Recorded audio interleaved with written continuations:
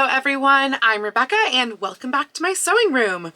This week I am going to be continuing on with my Tudor Jane Seymour project, and I am picking up basically right where I left off from last week's video, which means I am going to be working on the actual sleeve. So last week we mocked up the upper sleeve. That's what this is right here.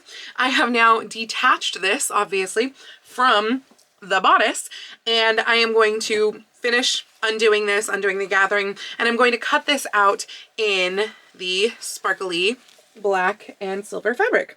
I am also going to cut out a lining layer. I have to see what cotton I have, but I think I have some just like plain black cotton that I can use, and that's what I'm going to do for the lining for this. And then once we have this attached to the bodice, we can figure out what's going on with the lower sleeve. Now, this is the lower sleeve, not the like undersleeve portion. There are so many portions to the sleeve. There's literally like 4 separate portions, I think, to this sleeve. And so this is the big hangy portion. You can see just how big this pattern piece is right here.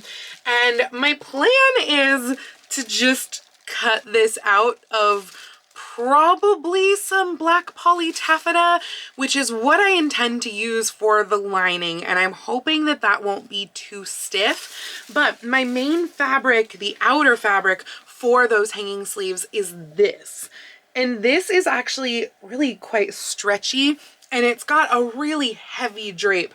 So I kind of feel like black poly taffeta in a way will help to combat the drape of this, but give it more weight. I'm hoping that taffeta is the right thing and that I don't want to go with something like thicker, heavier. These sleeves I feel like are going to weigh a ton and just be so bulky. But taffeta at least should give it maybe a little bit of buoyancy and hopefully not too much buoyancy. And I happen to have a lot because I'm pretty sure somewhere in that back corner there is like an entire bolt that I bought as Joann's was going out of business. So hopefully I can find that. And if so, that is the plan. That's what I'm going to use for the liner and also for my mock-up, because I might as well. I don't have enough of this to use this as a mock-up, which is too bad because this is obviously going to drape a lot differently with this fabric involved as opposed to just taffeta. But at least taffeta is going to give me the right shape and I will be able to play around with it. By the way, I know I said that this pattern piece is big, but actually it's cut on the fold right here. So it's huge, and obviously I need 2 each of the outer and 2 each of the linings. So it's gonna take up a lot of fabric, but I'm pretty determined to get at least these like upper sleeve portions done this week. And then the goal is, I think, to move on to the fore part before coming back and doing the lower portion of the sleeves. So we'll see how much I get done. I feel like I have a lot of sewing time this week. That might be famous last words, but I'm gonna dive in starting with cutting out that upper sleeve portion. My sleeves are all set into the arm size. They are flat lined with the like just basic cotton that I had found at Michael's, and I always flatline on the serger, and then I just sewed up the side seam and set them in. They're nice, no gathering, nothing like that, so they look really good, which means it is time to cut out the mock-up for those giant lower sleeves. I did find my taffeta. I do have most of a full bolt. So I'm gonna cut it out of the taffeta and we're gonna see how it goes. By the way, what I did not mention before was I'm not going to just like flatline or bagline the lower sleeves. I am actually kind of going to quilt them, because if I were to just sew this along like the edges to the taffeta, I mean, you can see what's happening right now. It is draping, it's stretching, draping. That's what this fabric does. So this fabric is going to have to be like carefully stitched across the body of the sleeve to make it so that it doesn't just kind of fall to pieces and drape everywhere. So we'll see how that goes, but mock-up comes first. So I am making the choice to cut this on the like cross grain of where it's supposed to be, just because otherwise it's a big fabric waste. The way that you're supposed to cut this is to fold your fabric, as in like create a fold around here along the length of the fabric, and to turn this like this way, and then you'd have a little bit of extra here and a little bit of extra there. I mean, it's not a huge difference in fabric waste, I guess, but I just feel like this sleeve is so big that losing like, I don't know, a half inch or an inch or whatever it is, that if I set it here, I'm going to have to curve that in. It's literally, I don't know, 3/4 of an inch, I think. But having this on like the factory fold up there and cutting it this way, it just makes a lot more sense to me, especially for the limited room that I have on this table right now, or ever. So yeah, that's how I'm going to do it. Also, I measured this area up here. Now, this is supposed to be the exact same width around as the circumference of the upper sleeve. And in doing that, I realized I actually needed to take this down to a size like 18.5. So I have now folded the whole thing into an 18.5 size, even though with a lot of this, I've been doing like a 24 or 26. So that's where I'm cutting it, except I'm going to make this just a little bit shorter and curve it up to like there so that it actually fits on the fabric this way. So the lower sleeve mock-up is now attached to the sleeve. You can see it here. I feel like it looks right. It's hard for me to say because frankly, I don't know better. I don't know what it's supposed to look like, but I feel like it gives the right shape. My one concern is that the way that this goes together with the outer is that it is bag lined. And I am concerned that without anything to like instantly flatline the fancy fabric to, that it will already start stretching and bagging out before I can even quilt it together with this because of the bag lining. So that makes me feel like, do I want to add another layer in there? Do I want to do like an interfacing or something? I don't think I have enough interfacing right now, and I really hate modern interfacing. I just think it's pretty awful. I probably have other fabrics that I could back it with, even like just that black cotton that I used for the lining of the sleeves, I could do, and maybe I should, maybe that's what I should quilt it to and then back it with the taffeta. That might make more sense. Obviously, it adds a whole other layer to these giant sleeves. And honestly, I don't know if I have enough of that black fabric that I can even do that because these sleeves are so big. And that fabric is narrower than this fabric. But I might try because I just feel like I need something from the jump to quilt that to so that I can spread out the whole sleeve flat on my table, pin it all over the place, and before I even do any serging or like flat lining, I need to kind of quilt it down to that other fabric. So I don't want like 2 layers of taffeta in there, that's too much. But yeah, maybe if I have enough of the cotton, Cookie's laying on it right now, naturally. So I actually can't even check without disturbing him. He looks very cute. I'll show you a little clip. This is what Cookie looks like on the black fabric. Oh, sorry, Cookie. I didn't mean to wake you up. You're just on the fabric that I need. Isn't he the cutest little boy? But I guess I will have to figure that out. I don't really want to try this on at this moment because, yes, I do need to try this on before I can proceed with the sleeves. But that means getting all dressed up just to check the sleeve. Granted, I should be checking the upper sleeves too, but like I would like to have something else done by then as well. So I'm kind of thinking about moving on to the forepart and then coming back to these sleeves, or mocking up the lower sleeve as well. You know what, maybe I'll do that. I'm gonna mock up the lower, and by lower I mean foresleeve, because this is the lower sleeve, and then there is also the foresleeve that goes under here, not to be confused with the inner sleeve that goes inside the foresleeve. I told you, these sleeves are crazy. So I'm gonna mock up the foresleeve, and that way we can fit that in as well and see what that looks like. You know, it's interesting. I had been planning this entire time to have my hollow fabric over white, and this is a white matte satin that was also from the death of Joanne's. But just now I was like, it doesn't look as sparkly as I thought, so let me see what it looks like over black. Oh my gosh, the difference, like the hollow pops over the black, but not over the white. So clearly this is what I have to do. I'm just going to keep using this black taffeta for like a lot of things.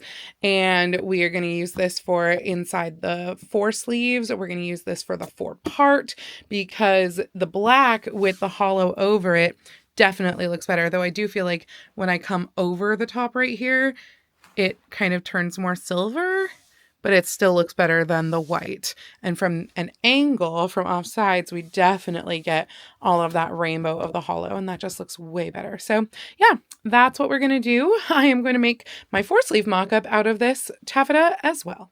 So the mock-up for this is actually a lot more basic than I kind of realized.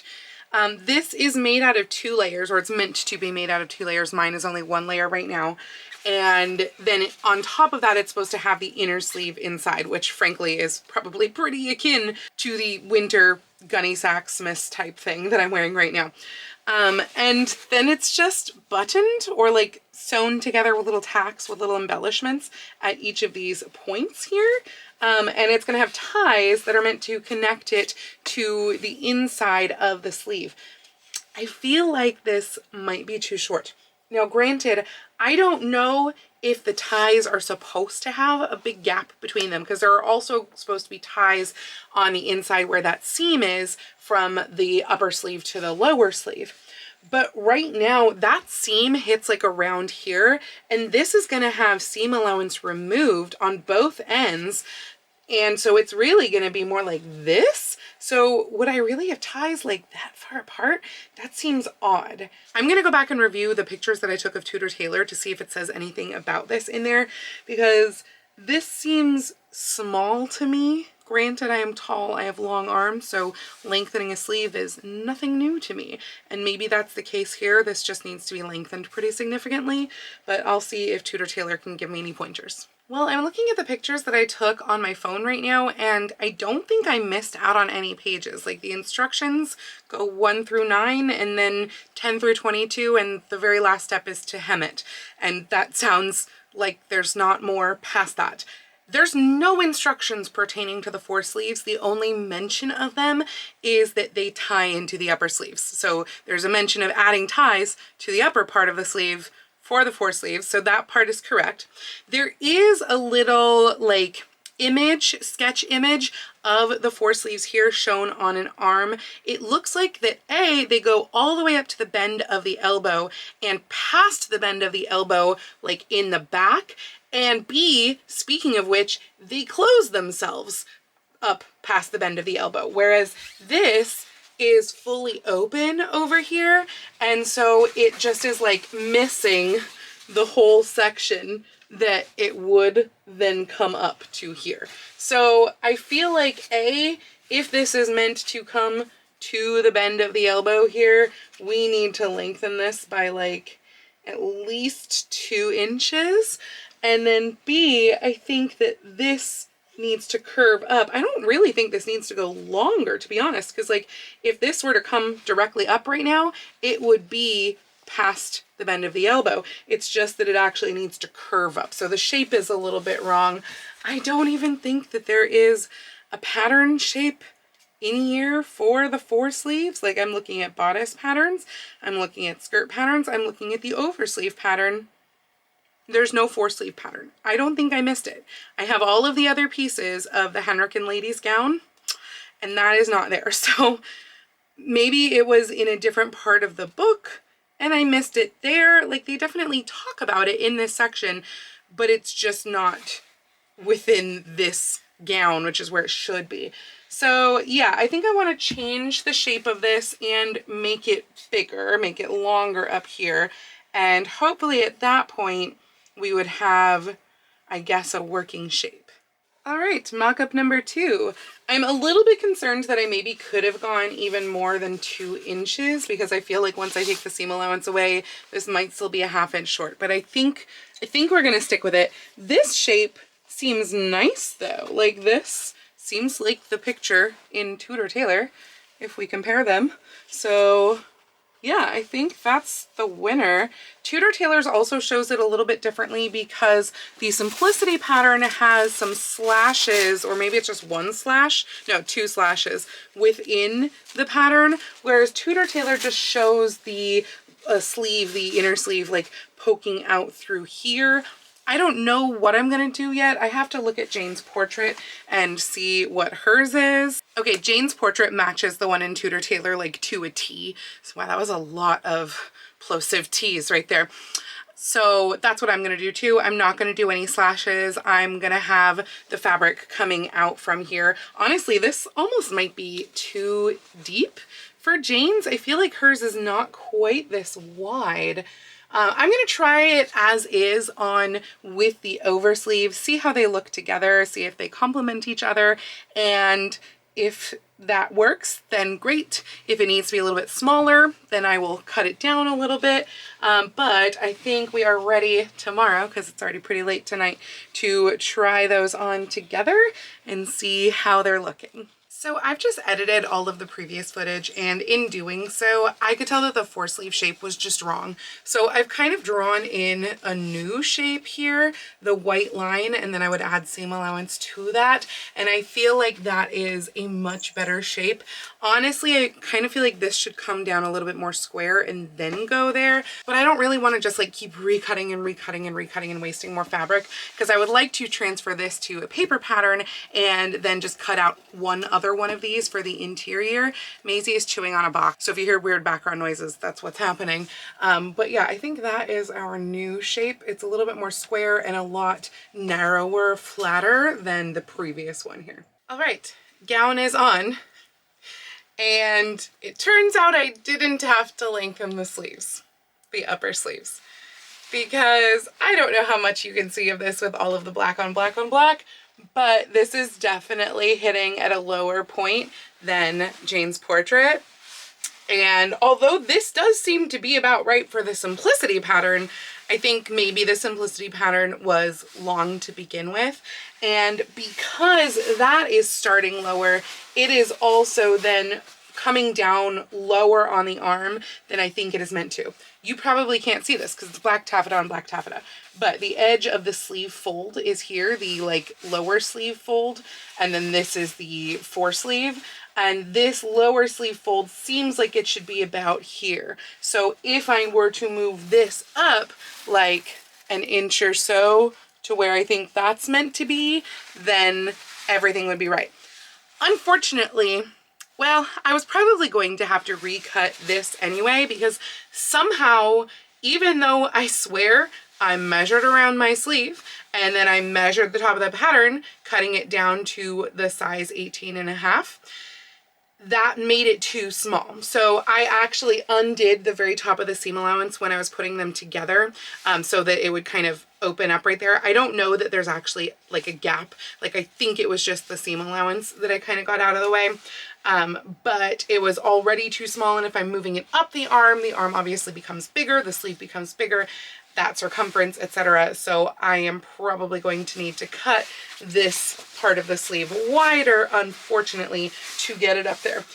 Without any sort of, oh no, that's the problem. I thought that this foresleeve was falling off because I did not have like a sweater sleeve on underneath. Turns out the pin came undone, so that would definitely do it, and that's why that was falling off. However, I think the shape looks right. It's hard to tell with all of the black on black on black, but that pin is going to stab me if I do it in that direction. But I do think that this shape looks pretty correct. It's hard to tell with this part of the sleeve covering up so much of it, but I do think that's right. I'm going to give that a stare in the mirror just to make sure, but I think that part's right. And I think that this shape is right. I think it just needs to go farther up the arm. So I have to figure out where on my upper arm this needs to come to, but it seems like from Jane's portrait that it should be about even with where like her trim is at the bottom of the bodice neckline, which I think would be about here. So probably up an inch or an inch and a half. The other thing that I'm honestly thinking I need to do is I do have this front pinned on right here, and while I think the top height of this is good, I mentioned in the last video that while putting the trim on, I'm probably going to kind of pull this in a little bit so that it doesn't stick away from the body. But unfortunately, this is still sticking up a little too high in the center. I think it's fine here, but I think it needs to go a little bit lower, like a ½ inch lower here in the center, so I need to rebind that little bit in there. That shouldn't be too bad. It should just be literally undoing the hand sewing, folding it a little lower, and then redoing the hand sewing. So no big deal there. Obviously, I still need to figure out how to do the fake kirtle along here. I don't know if it will be enough to cover up this chemise or if I'm going to have to make an entire other chemise, which would be unfortunate. This is the new one that I made last year after I made my robe a la Francaise. So it is an 18th century chemise, not a Tudor smock. If I were to do one, part of me is like, can I make something that would also have the interior sleeve attached to it? Because I think that's what they did, is they just had a full sleeve smock, but I could be completely wrong on there. It could be that they really did have like a fake sleeve inside their foresleeve with the cuff and everything. By the way, I have been holding on to this fabric for literally forever. Like, I want to say I bought this not long after I started historical costuming, which was in 2010. And this is a faux blackwork fabric. It was from Joann's. And I am planning to make at least the cuff area of those inner sleeves out of this because Jane has blackwork on her cuff. I feel like this goes really well. We're still in the black and white color story. So yeah, I'm going to do that. The little puffs that will come out from the foresleeve, those should just be plain white. So I will figure that out eventually. We're obviously not there yet. But the first step is to figure out how much to move this sleeve up to and to undo and redo the sleeve a little higher. Of course, I just had a thought as I was trying to mark and measure to lift the bottom part of the sleeve up. Do I actually need to reattach the sleeve, or do I literally just need to move the pinned portion up? I think that's the answer. So I'm going to try that first before I do any unpicking. Here we go. I think that's a much better height. So I just have to mark where that is, which is like quite a fair bit up from the seam, which I think is about here. But that shouldn't be a problem at all. That just involved me repinning up. I do think that I pinned it slightly at a twist because I'm getting a little bit of wrinkling that just seems to be that it wants to angle more backwards. I wasn't paying attention to markings and centers when I was repinning. And then also this now is looking good with that. We're seeing more of the foresleeve, which is appropriate, and it will look significantly better when they are not both black taffeta. So yeah, I think we've got a winner here. I just have to figure out if I have enough of the cotton to line this with, which I don't have to recut because it should be fine up at the top now since I haven't moved anything, so great. So yeah, I just have to figure out if I have enough cotton, if not something else maybe to use as the interlining. I don't think I want to do 2 layers of taffeta. It is entirely possible that that's what I'm going to have to do. Just something that I can quilt this to, because yeah, it's just going to like drape and fall out if I don't quilt it while it is still flat and then put it together as bag lining. But we're in a good place. I'm going to take this down a little bit. I've got that marked, and I think those are the next steps, is to redo the little bit of the hem here and start cutting these out in actual fabrics. I also do have to figure out just how many layers I want with this foresleeve. It is meant to have this plus one other layer. My one other layer is organza, so like that's not gonna work. So I'm gonna need to have a third layer, and I think it's gonna be like these two plus some sort of interior layer. I don't know yet, again, if that's going to be a cotton or a slippery fabric like the taffeta. This I don't think would be bad to have 2 layers of taffeta plus the organza. Honestly, I think that would work fine. So that might just be what I do, because then it will slip over the inner sleeve nicely and it will have that nice stiffness that this is meant to have. So seems like a good thing.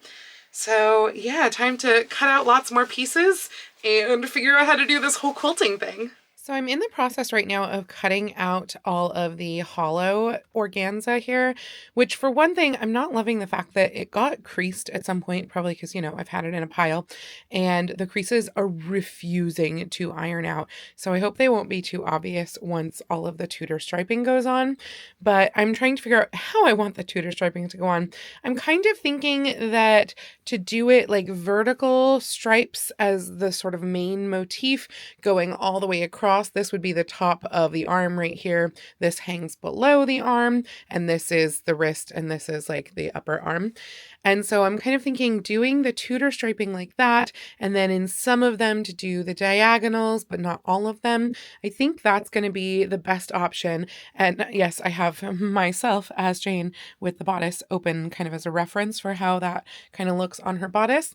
And then along the entire edge, I am going to bind that off. Maybe not with bias tape because I feel like that won't look as nice. So I might take the taffeta or something like that and turn it into bias. And then I'm going to do it literally along all of the sides because I did not wind up doing 2 layers of taffeta with this.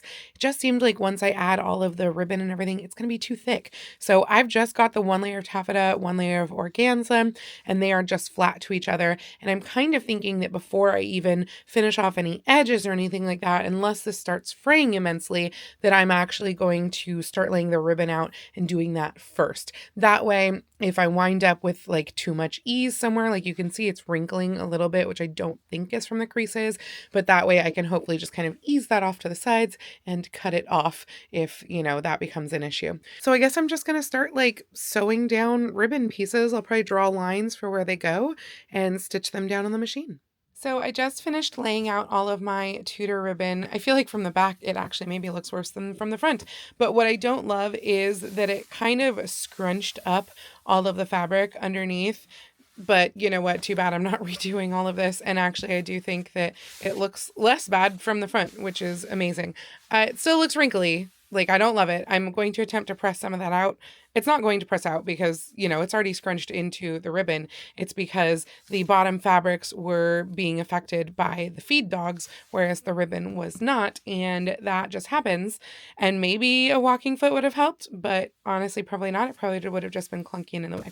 Anyway, this is what I did. So towards the wrist part of the sleeve where you can see it a little bit more, I have the double Tudor striping and then skip one and then did more kind of carrying that like that. So now I'm going to have to somehow do the other one in the exact mirror, and we'll see if I can manage it. Well, it feels like forever later, but they are now both done, and I did properly do the mirror image of one with the other. The wrinkles pressed out a little bit. I still feel like it looks pretty wrinkly. I do think the camera picks it up as more wrinkly than it looks in person, probably because of lighting.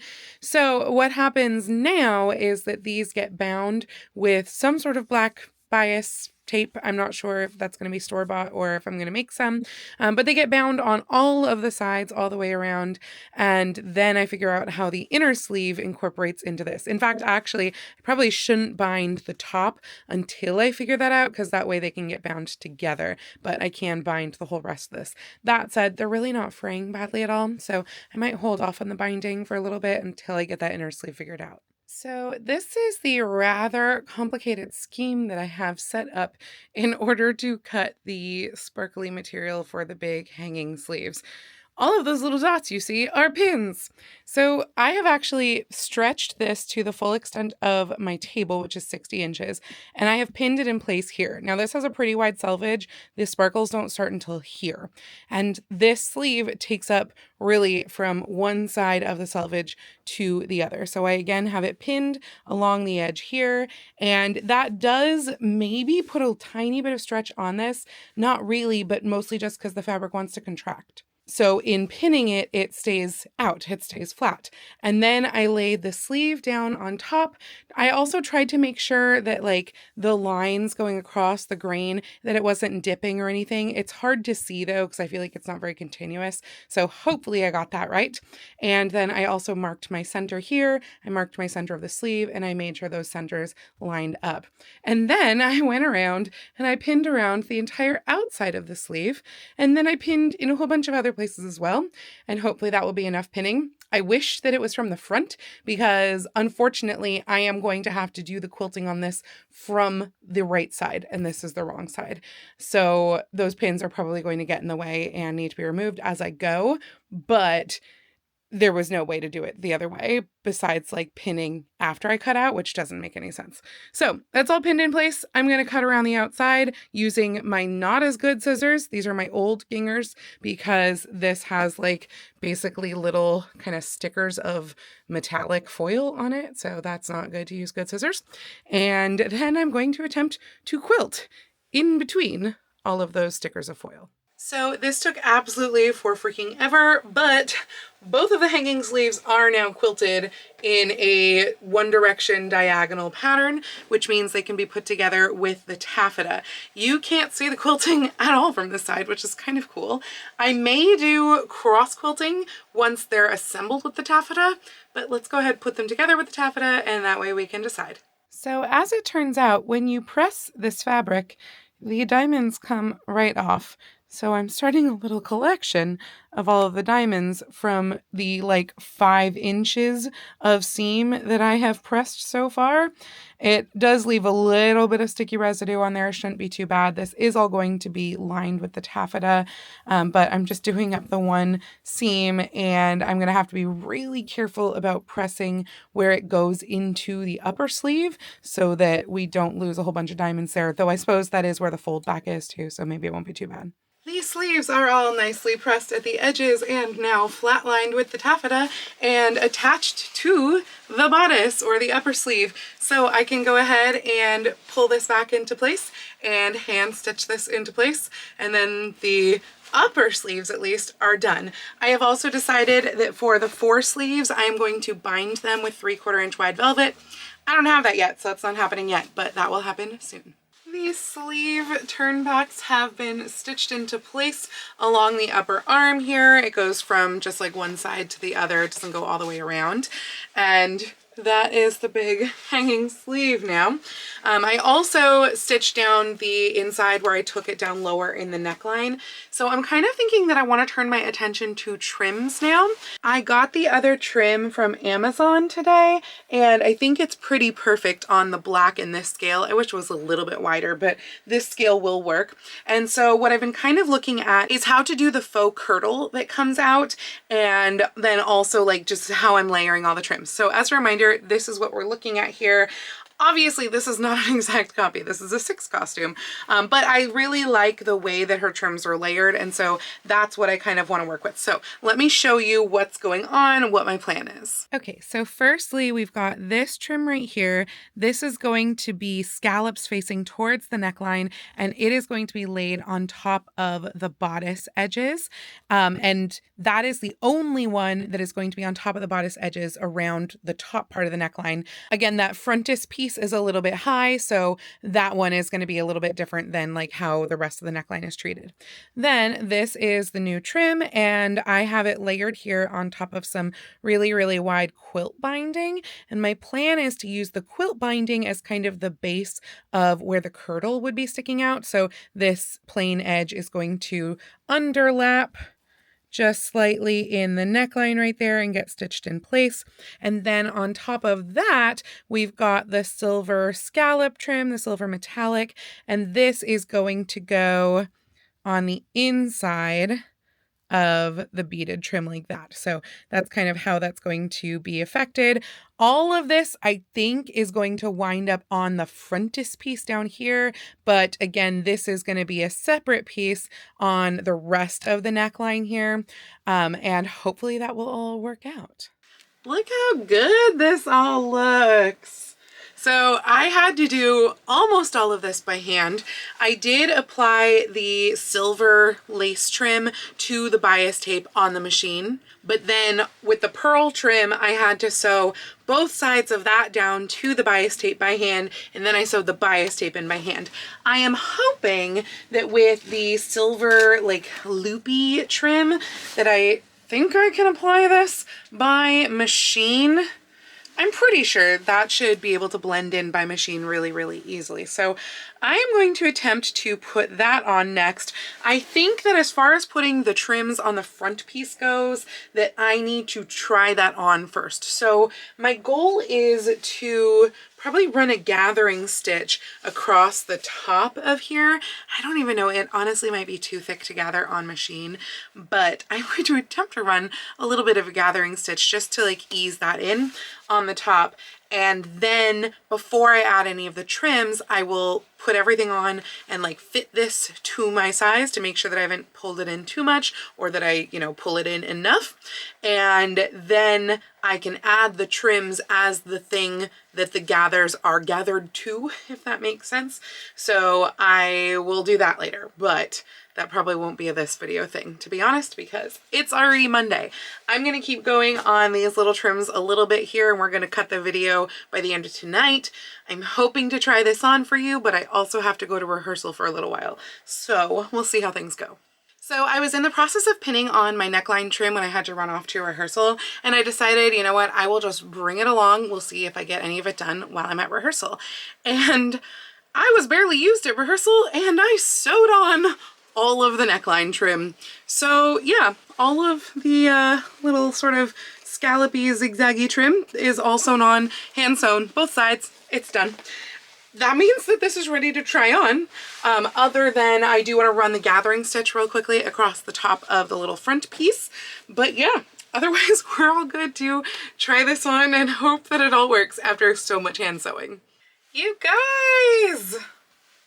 I'm really liking this, and my shift even pretty much is hidden at this point by adding the extra trim in. And I also like made sure that the neckline was all the way open. So I think with like a little discreet safety pin or something, just to make sure that it doesn't slip out, that will be perfect. The ironic thing is that I have to safety pin my bra and stuff to my actual Jane costume too, for the same reason, in the exact same place. So that seems fitting.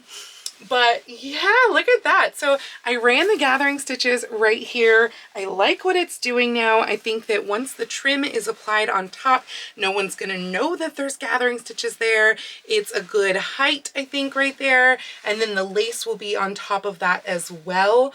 So I am really liking this. And what's really interesting too was when I slid the bodice on, I thought at first like, oh no, it's itchy on my arms inside, because this is the inside, like that goes all the way up to where the seam is.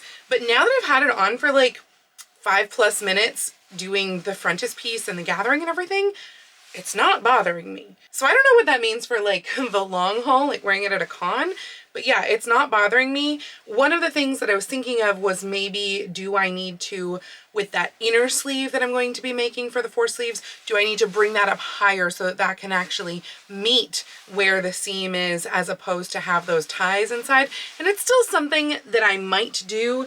Let's just add the foresleeves that are completely, you know, not done, but these, I don't even think I can do this one, it's not even pinned, but these will go on under there, and then have the inner sleeve puffs coming out of there with the cuff down at the bottom.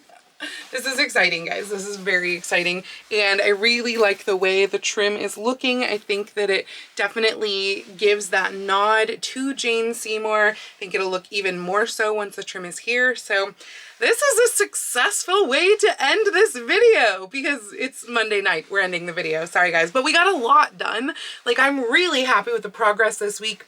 I'm really curious to see how far I will manage to get next week, but my goal is finish the whole foresleeve, inner sleeve situation, and do the forepart, the part down in the center of the skirt, which is basically going to match the foresleeves. And obviously add the trim here. Honestly, I probably will do that tonight.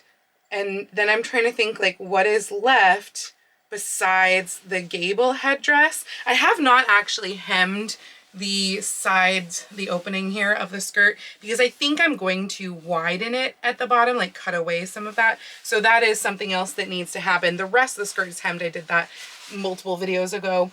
But yeah, is that everything? I do need to sew hooks and eyes onto one side of this and stitch the other side down. That's not a big deal. But like, I think that's everything besides the gable headdress. So the gable headdress, well, if I do a gable headdress, because I still haven't decided what I'm doing for my headdress for this. Frankly, the headband's kind of cute. And I really want to give a nod to Jane from Six's Spikes. And also I hate a gable headdress. So we're going to see what I do here. I am honestly not sure. I might like turn the gable headdress kind of on its side and make a tiara out of it. I honestly don't know. I really have to play around with that. That might not happen next week because the rest of the stuff I'm hoping will happen next week. But again, really happy with the progress this week. I'm loving these sleeves. I think they look really great. So yay! Hopefully you have enjoyed this video as well. If you did like this video, please go ahead and click the thumbs up icon. And if you'd like to see more videos like this from me, please go ahead and click subscribe and a little bell icon to be notified every time I post a new video. I do post videos here on YouTube at least once a week, usually with sewing vlogs like this out on Tuesdays, and sometimes with additional costuming or sewing related content out on Saturdays. But I post every day over on my Instagram, so please go follow me on Instagram. That's at Lady Rebecca Fashions. And if you'd like to help support all of the work that I do on this channel, I do have a link to my Patreon and my Ko-fi down in the description below, or you can send me a super thanks or join my YouTube channel memberships right here on YouTube below the video. I'd also like to take this time to thank my absolutely amazing patrons without whom none of this costuming would be possible, particularly my patrons at the Romantic, Victorian, and Edwardian level tiers, who are Jean, Kim, Audra, Janet, Deborah, Rowan, Robin, Nurse Anita, Linda, Jen, Dale, Judd, Joan, Nancy, Eileen, Roxanne, and Jacob. Thank you all so much, and thank you all for joining me today. I hope you all have a wonderful week, and I will see you very soon in my next video. Happy sewing!